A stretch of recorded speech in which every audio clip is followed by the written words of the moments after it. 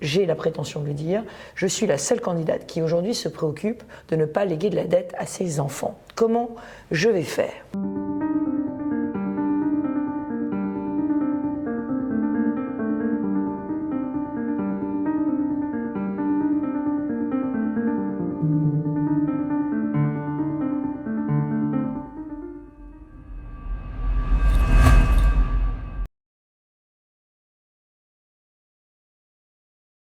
Bonjour, bienvenue à l'entretien de la présidentielle de Contribuables Associés avec Valérie Pécresse. Contribuables Associés est une association indépendante qui réunit 350 000 membres, 350 000 Français engagés pour diminuer les impôts, réduire les dépenses publiques, lutter contre les gaspillages d'argent public.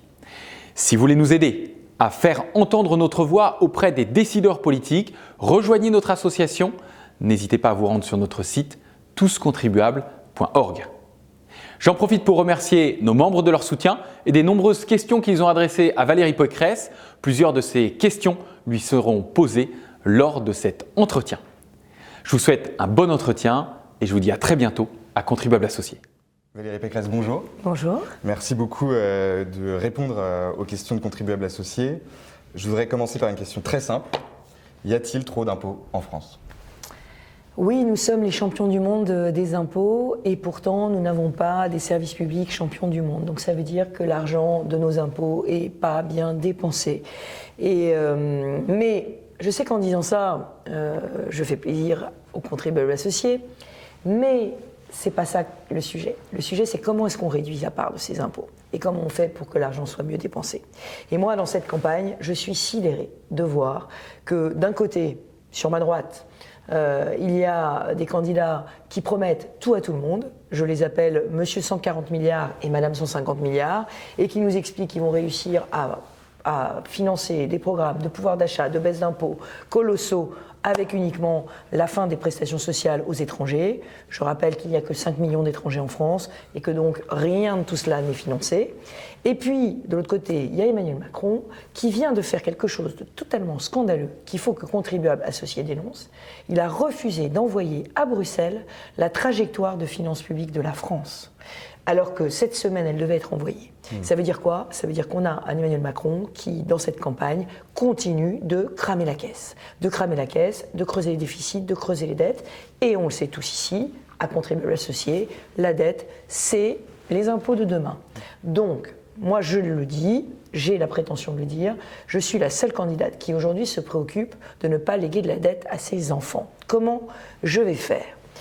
Eh bien, je veux mettre en place dans la Constitution une règle d'or de trajectoire budgétaire. Je veux qu'on revienne dans les 5 ans à 3% de déficit, qui est l'objectif européen. Ce 3% n'est pas un chiffre pour moi tabou, totem ou quoi que ce soit, c'est juste une trajectoire pour dire à tous les Français, moi, je vais maîtriser la dette. Je vais faire en sorte qu'on réduise cette dette et les impôts aussi. Dans mon programme, il y a 2 fois plus de baisse d'impôts que dans le programme d'Emmanuel Macron. Mais il y a surtout 2 fois plus d'économies que de dépenses. Et ça fait de mon programme un programme très singulier, celui de la bonne gestionnaire. C'est un immense défaut. Mais je vais vous dire, s'il y avait eu plus de gestionnaires, de bons gestionnaires à la tête de l'État, nos services publics ne seraient pas dans cet état-là. On n'ouvrirait pas des bureaux au ministère de la Santé en fermant des lits d'hôpitaux, on n'ouvrirait pas des bureaux dans les rectorats en fermant des classes d'école. Moi, mon objectif aujourd'hui, c'est de regouverner la France, de reconstruire nos services publics, de beaucoup mieux dépenser l'argent. Et je propose toute une série de réformes pour le faire. La réforme des retraites, vous le savez, la réforme de l'État, la décentralisation, la réforme de l'assurance chômage, une contrepartie de travail obligatoire pour le RSA.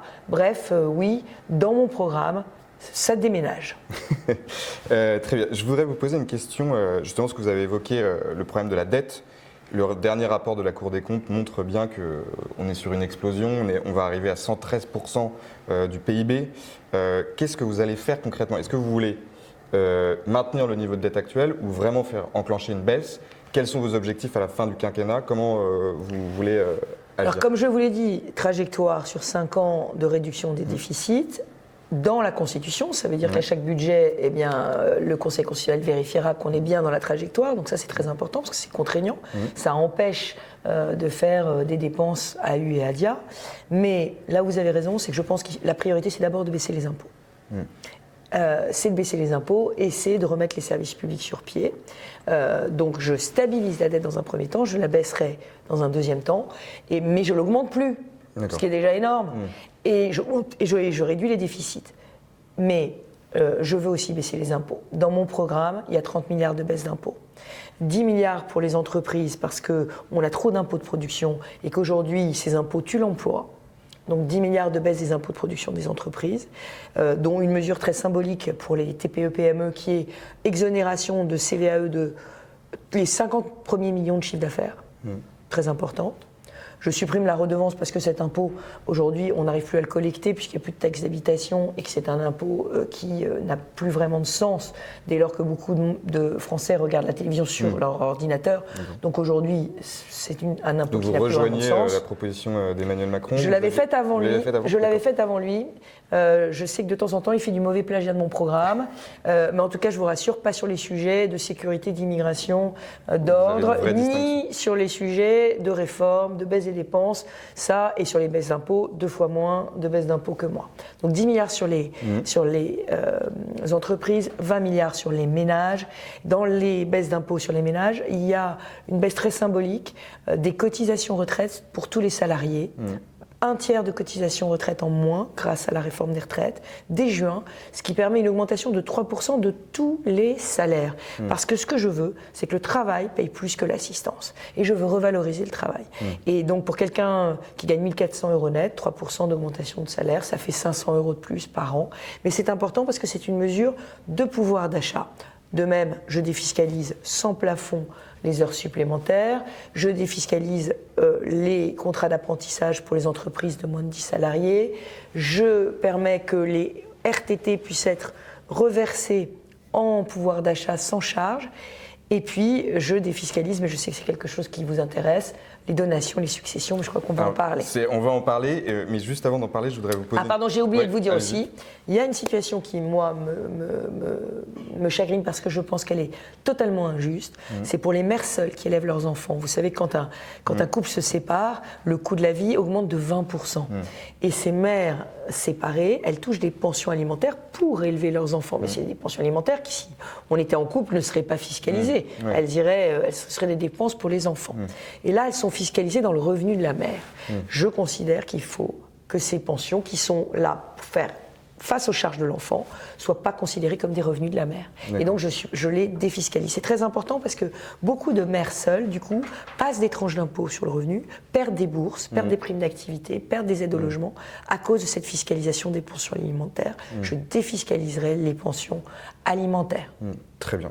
Donc avant de parler des droits de succession, je voudrais dans le même cadre parler des Français qui vivent aujourd'hui une montée du prix des énergies énorme, et ça touche beaucoup la province. Que feriez-vous à très court terme pour régler ce problème du prix des énergies? Est-ce que vous oseriez baisser les impôts, les taxes, éventuellement de façon immédiate? Alors moi, contrairement à d'autres démagogues, je ne fais que ce que je peux financer. Donc je fais quoi? La première chose, c'est que je rends l'argent. Aujourd'hui, la hausse des prix de l'essence a généré des surcroîts de recettes fiscales pour l'État. On me dit que c'est 25 centimes par litre. C'est pour ça que je ne comprends pas si l'État a touché 25 centimes, mais il refuse de faire la transparence sur ces chiffres. On nous dit que c'est 25 centimes, il n'a pas démenti. Si c'est 25 centimes, il doit rendre 25 centimes et pas 15 centimes. Moi, je rends l'argent des surplus de taxes. Ça, je peux le faire, puisque c'est des surplus de recettes. Et puis, par ailleurs, ce que je propose, c'est de défiscaliser des chèques carburant. Si les entreprises veulent faire des chèques carburant comme elles font des tickets restaurants, que ce soit sans charge. Parce qu'elles ne le font pas aujourd'hui. Et puis sur la facture énergétique, parce que ça c'est sur le long terme, moi je souhaite qu'on revoie complètement le calcul du prix de l'énergie. Je veux qu'on sorte d'un prix de l'énergie calculé sur le prix du gaz, alors qu'on produit de l'énergie nucléaire qui est bien moins chère. Je veux qu'on renégocie le prix de l'énergie, de l'électricité, au prix où on le produit. Donc ça fera évidemment baisser la facture d'électricité. Et par ailleurs, je supprime sur les factures d'électricité la taxe sur la taxe, c'est-à-dire la TVA sur les taxes sur l'électricité, parce qu'on ne fait pas une double taxation. Voilà. Donc on va revenir aux droits de Ce qui succession. permettra vraiment Ouais. d'avoir des factures d'électricité qui, sur le long terme, seront beaucoup plus soutenables pour tous les Français. Pour tous les Français. Contribuables associés demandent la suppression des droits de succession et de donation. C'est une cause importante pour nos membres. Quelles sont vos propositions en la matière? Alors moi je veux un choc de transmission maintenant parce qu'effectivement avec la crise Covid, il y a eu beaucoup de confinements et donc beaucoup d'épargne qui s'est accumulée chez les Français. On est dans une situation paradoxale où on a des Français qui vivent de manière de plus en plus précaire, notamment les Français qui travaillent, et on a des retraités qui, eux, aussi parfois ont des petites retraites avec des grosses difficultés, et d'autres qui ont fait des économies. Donc moi ce que je veux c'est un choc de transmission. Je veux qu'on puisse faire des donations défiscalisées et dans tout le cercle familial, parents, grands-parents, oncles, tantes, frères, sœurs, parce que maintenant on a des familles recomposées avec des frères et sœurs qui ont des très gros décalages d'âge. Je veux qu'on puisse aider les jeunes, quand on le peut, avec tous les 6 ans, une défiscalisation des donations jusqu'à 100 000 euros. Et puis je veux que 95% des Français soient exonérés de droits de succession, là aussi en ligne directe, mais aussi en ligne indirecte, parce que les familles sont ainsi faites que quelquefois on n'a pas la chance d'avoir des enfants et on a envie de donner à ses neveux, à ses nièces, à ses frères et sœurs. Donc j'ai vraiment l'intention de faire ça. Pour les entreprises, c'est pareil. Je veux que nos entreprises familiales puissent être transmises. Il y a un dispositif, vous savez, qui s'appelle le dispositif Dutreil. Celui-là, on le maintiendra. Je m'assurerai que quand on en fait un, on n'a pas un contrôle fiscal juste un an après, parce qu'en général, quand on fait des dispositifs avantageux fiscalement, on a l'administration fiscale qui vient contrôler juste après. Donc je ferai une procédure d'acceptation du Dutreil préalable qui évite qu'on se retrouve avec des contrôles fiscaux 2-3 ans plus tard. Et puis, je ferai un dispositif à l'allemande. Si on garde pendant 10 ans le capital de l'entreprise, alors on sera exonéré à 90%. On ne peut pas aller jusqu'à 100% parce que ce serait inconstitutionnel, me dit-on, mais ce sera 90% de défiscalisation si on garde 10 ans. Pourquoi? Parce que les entreprises familiales, elles grandissent sur plusieurs générations. Et si on veut faire grandir nos PME et pas les faire racheter par des intérêts étrangers, il faut mettre en place cette transmission aux générations futures avec le moins d'impôts possible. Très bien. Le millefeuille territorial est la cause de beaucoup de dépenses inutiles. Que comptez-vous faire concernant ce sujet? Eh bien, je compte vraiment décentraliser. J'ai vu que le président de la République nous disait « Regardez, je fais une super réforme, je vais faire le conseiller territorial ». Alors, je vous rassure, le conseiller territorial, c'est pour 2028. C'est donc après la fin du mandat, puisqu'il n'y aura pas d'élection départementale et régionale avant 2028. C'est la prochaine date des élections locales. On aura tout le temps, d'ici là, de travailler sur le projet 2028 pour savoir comment est-ce qu'on élit les conseillers régionaux, les conseillers départementaux. Ça, c'est pas une décentralisation. Moi, ce que je veux faire, c'est la vraie décentralisation. C'est la plus puissante depuis Gaston Defferre. C'est une décentralisation par bloc de compétences, où l'État lâche prise et où on enlève les doublons. Des vraies décentralisations. Donc ça veut dire quoi? Ça veut dire par exemple que tout le médico-social sera donné au département. La médecine scolaire, les EHPAD. Pourquoi? Le scandale des EHPAD aujourd'hui, qui s'est fait jour, vient de quoi? En partie du fait qu'il y a une double tutelle sur les EHPAD, départementale, État. Quand vous avez 2 tutelles, il n'y a pas de vrai patron, il n'y a pas de vraie gouvernance. Je vous assure que si vous donnez toute la tutelle des EHPAD au département, tout proche, s'il y a un scandale, ça va vite cesser et ça va vite être corrigé. Tandis que si c'est l'État, le ministre qui donne des autorisations, tout ça se perd et rien ne se fait. Pôle emploi, c'est pareil. Pôle emploi doit être régionalisé, la formation professionnelle, les lycées professionnels. Tout ce qui a le trait à l'orientation des jeunes, c'est par territoire qu'il faut le faire. Et c'est aux régions qu'il faut le donner.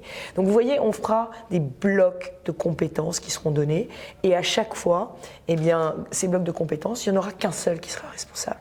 Et ça changera tout, parce que ça arrêtera de bloquer. Et j'ajoute que je veux, pour gagner de l'argent et gagner du temps, je veux qu'il y ait des projets, quand les projets sont importants et qui sont d'intérêt local, départemental, régional ou national, qu'on divise par 2 toutes les procédures administratives et qu'on mette des délais de justice maximum, 6 mois maximum. Parce que c'est pas possible que tous nos projets de train, de route, de construction soient bloqués pendant des années par des recours juridictionnels.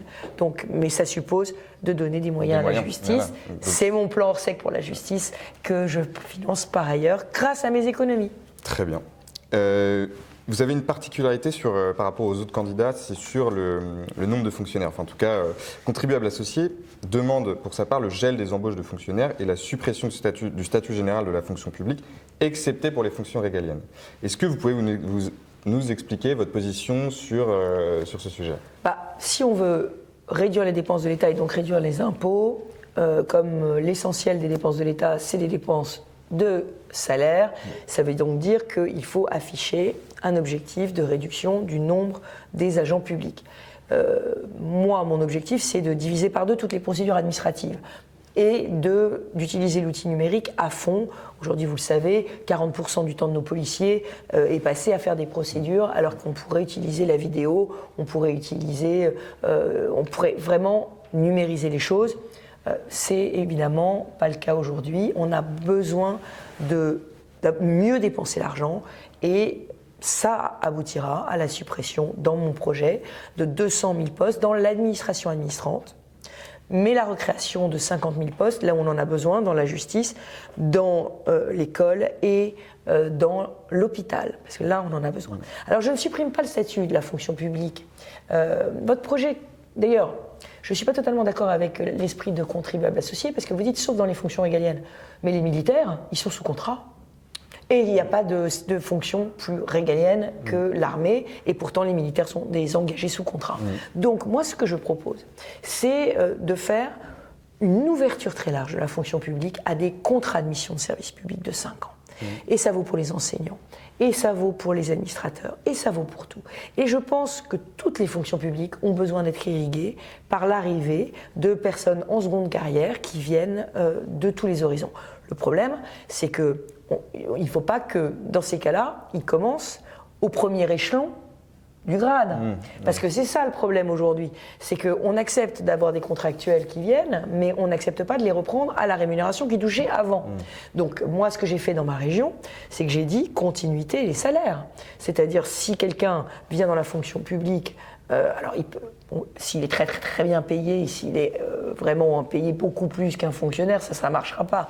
Mais s'il est payé à peu près la même chose qu'un fonctionnaire du même âge, mais on lui garde son salaire, même s'il arrive comme débutant dans la fonction publique. Parce que sinon, ça bloque tout. Ça bloque tout. Si vous mettons par exemple un jeune cadre qui décide qu'il a envie d'enseigner, on lui dit « Ah oui, d'accord, mais vous commencez au salaire d'un enseignant débutant, s'il a 40 ans, il ne viendra jamais. » Bien sûr. Donc le principe, c'est des contrats de mission de service public avec un principe qui est on est payé au même salaire que les gens qui ont la même ancienneté dans la fonction publique que vous. Ce qui permettra du coup d'avoir vraiment une vraie ouverture de la fonction publique.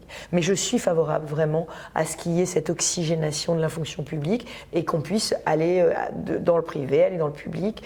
Je pense que ça aidera beaucoup. D'ailleurs, on en a besoin. On en a besoin, par exemple, dans le numérique. On a 50 000 agents publics qu'il va falloir former au métier du numérique si on veut faire la grande digitalisation de la fonction publique qui nous permettra de faire des sacrées économies. Maintenant, je vais vous poser quelques questions de membres qu'on a interrogés avant. Comptez-vous abroger l'IFI ? Alors, je ne l'abroge pas, mais je fais 50% de défiscalisation sur la résidence principale. Et pour les Français qui vivent à l'étranger, on considérera que leur maison en France, c'est une résidence d'attache. Et on lui appliquera la même défiscalisation que la résidence principale. Et je le fais, pourquoi ? Parce que je ne veux pas que des Français qui s'expatrient vendent leur maison à cause de l'IFI. Très bien. Que comptez-vous faire pour lutter contre la fraude sociale ? C'est une question importante. Je fais un ministère auprès du ministre des Finances, un ministre délégué sur la fraude sociale et la fraude fiscale, parce que je pense qu'il faut le faire. Alors, par exemple, un des bons outils pour lutter contre une certaine forme de fraude sociale, c'est par exemple ma décentralisation. Parce que je donnerais aux départements, ils ont la compétence de s'occuper des bénéficiaires du RSA. Je leur donnerais les services de la CAF qui versent le RSA. Comme ça leur permettra de vérifier. Parce que vous comprenez, le problème qu'on a, c'est qu'aujourd'hui, il y a ceux qui payent, il y a ceux qui contrôlent, il y a ceux qui agissent. personnes, voilà, toujours 3 ou 4 personnes différentes. Donc on n'arrive pas à faire ce recoupement. Bien sûr. Donc bien sûr, fraude fiscale, fraude sociale, ce seront des grandes priorités et il nous faut une cyberpolice. Parce que le vrai sujet aujourd'hui, c'est que toutes ces fraudes, elles sont souvent faites par le biais d'Internet. Donc moi, je veux une cyberpolice et un cyberparquet qui sache traiter ces sujets. Très bien. Et dernière question de membre, comptez-vous continuer le financement des éoliennes ? Alors, sur l'énergie, il va falloir qu'on produise beaucoup plus d'énergie. Emmanuel Macron nous a considérablement affaiblis en fermant Fessenheim, en disant qu'il allait supprimer des réacteurs nucléaires. Aujourd'hui, ce qu'il faut faire, c'est faire de la production énergétique, j'allais dire, avec toutes les ressources du renouvelable et toutes les ressources du nucléaire. Mais sur l'éolien, j'ai bien compris qu'il y avait des territoires dans lesquels le taux, j'allais dire, de tolérance, le seuil de tolérance était dépassé. Donc, moi, ce que j'ai dit sur l'éolien, c'est jamais sans l'accord des populations. Et s'il y a un projet qui n'est pas consensuel, on le remettra en cause. Mais en revanche, si c'est avec l'accord des pêcheurs et à 30 km des côtes, je ne vois pas pourquoi on l'interdirait. Très bien. Et je voudrais revenir, si vous avez une minute, sur le sujet pour conclure des retraites, parce qu'il y a beaucoup de retraités qui ont peur pour leur retraite, qui ont une petite retraite. Le pouvoir d'achat, c'est souvent une baisse des impôts. Est-ce que vous pouvez juste un petit peu détailler ou aller plus loin sur ce que vous voulez faire sur les retraités qui sont en difficulté aujourd'hui ? Alors d'abord, ce qu'il faut savoir, c'est si le pouvoir d'achat des retraités a baissé, c'est parce que Emmanuel Macron n'a pas eu le courage de faire la réforme des retraites. Aujourd'hui, il reprend la plus courageuse des réformes, la mienne, 65 ans. Tous les autres sont moins 10 ans. Marine Le Pen veut nous faire croire qu'on peut encore avoir la retraite à 62 ans maintenant, elle a dit 62 ans. Monsieur Mélenchon à 60 ans, Monsieur Zemmour à 64 ans. Moi, avec ma réforme, que je fais donc jusqu'à 65 ans, qu'est-ce que j'obtiens ? D'abord, la réindexation des retraites dès que l'inflation atteint 2%. Et du minimum vieillesse. Pourquoi ? Parce qu'aujourd'hui, l'État gagne de l'argent sur la non-indexation des retraites. Il indexe une fois par an. Donc quand vous avez, comme aujourd'hui, 4% d'inflation, l'État gagne 3 milliards d'euros sur le dos des retraités. Donc les retraités sont vraiment les grandes victimes. Donc il faut mettre en place, comme pour le SMIC, un dispositif d'indexation automatique des retraites. Moi, je le mettrai en place. Je le mettrai aussi en place pour le minimum vieillesse. En plus, je garantirai avec ma réforme, que plus aucun retraité qui a cotisé toute sa vie ne partira avec une retraite inférieure au SMIC net. Et puis, pour les veufs, et les veuves, la plupart du temps des veuves, qui n'ont pas eu de carrière complète, la pension de réversion passera de 54% à 75%. Et j'ai aussi un dispositif qui me tient très à cœur. C'est pour les parents d'enfants en situation de handicap. Je veux, pour ceux qui n'ont pas d'héritage, je veux que l'enfant handicapé qui est adulte puisse, à la mort du dernier parent survivant, garder la pension de réversion du dernier parent survivant toute sa vie, en plus de son allocation adulte handicapé, allocation adulte handicapé, que je déconjugalise. Ça veut dire qu'aujourd'hui, la situation de couple d'une personne ne jouera pas sur son allocation adulte handicapé. C'est très important parce que certains de nos compatriotes handicapés hésitent à se mettre en couple de peur de perdre leur allocation ou perdre leur allocation parce qu'ils se mettent en couple. C'est totalement injuste. Très bien. Merci beaucoup d'avoir répondu à nos questions. Je crois que j'ai tout dit.